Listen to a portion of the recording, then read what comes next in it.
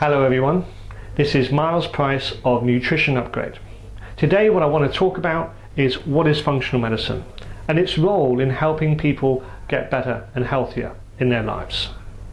What I have here is a pictorial representation of various disease states and symptoms and how those symptoms and diseases are triggered by various physiological imbalances in the body.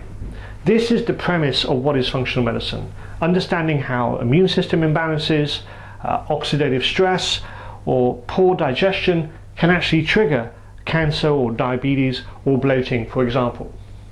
Today what I want to focus on is cancer. This is a disease which is affecting one in two of us today, and really understanding how we can stop that disease or how we can help people get in remission even quicker is going to be very helpful. So let's look at what we have over here: digestion and assimilation.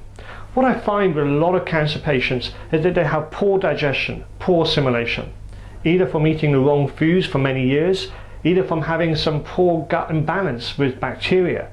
It can really affect the absorption and the digestion of foods, which in turn will affect your deficiencies and in turn affect your immune system function.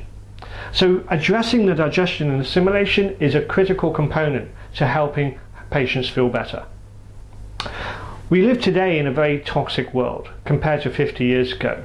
We're exposed to various chemicals like cosmetics on our skin, environmental exposures of heavy metals or environmental pollutants. And what is key is how those pollutants are being handled in our body.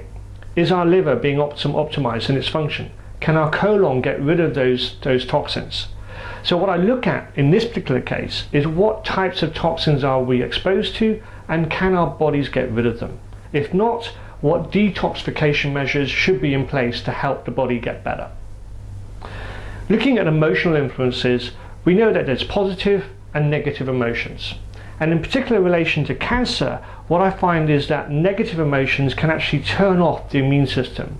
These emotions of being depressed, being angry, having feelings of helplessness can really turn off the immune system. So addressing those negative emotions by having a structured psychological support can really help change the mindset and again help the patient get better. Moving on to oxidative stress.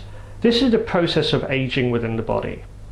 Oxidative stress occurs by various minute electrons which go around the cells or outside and inside the cells, which cause damage to the cellular structures. Over a period of time, those cells which are normal die as a process of being damaged. However, cancer cells actually start to be stimulated by the oxidative stress and they start to divide uncontrollably. So understanding how much oxidative stress is happening to our cells will give us a predetermined risk of what is our development of cancer in the future. Oxidative stress, by the way, is directly influenced by your deficiencies, your imbalances, your hormonal profile, and your digestion and assimilation. So looking into deficiencies and various nutrient imbalances, we know that various nutrients like zinc, vitamin D, magnesium status, even amino acids will have a direct influence on the role and development of cancer. And making sure that our diet, our supplement intake is optimal so we're getting these nutrients is key to protecting ourselves and keeping our immune system strong for the future. Hormonal imbalances are directly affecting a few cancers. These cancers are breast cancer, uterine cancer and prostate cancer, for example. And what we're looking at is the key influence of two key hormones, the balance between estrogen and progesterone. If there's too much estrogen in the body and it's not being detoxified properly, this can stimulate cell proliferation and cell growth. And particularly where those estrogen receptors are prevalent in the breast tissue and the uterine tissue, this can stimulate cancer potentially. So understanding your hormonal profile is key. We are in a constant state of either high inflammation or low inflammation. And understanding the triggers of what causes inflammation in the body is going to be a key process of assessment. Those triggers could be having the wrong foods, not having enough nutrients, being exposed to various pathogens which are in our gut and then triggering inflammation, or being exposed to various heavy metals or pollutants which are again triggering the high inflammation status. Understanding these imbalances and then turning off inflammation will have a direct role in either stopping the cancer potentially growing or slowing its growth. So really important is understanding how inflammation has this role.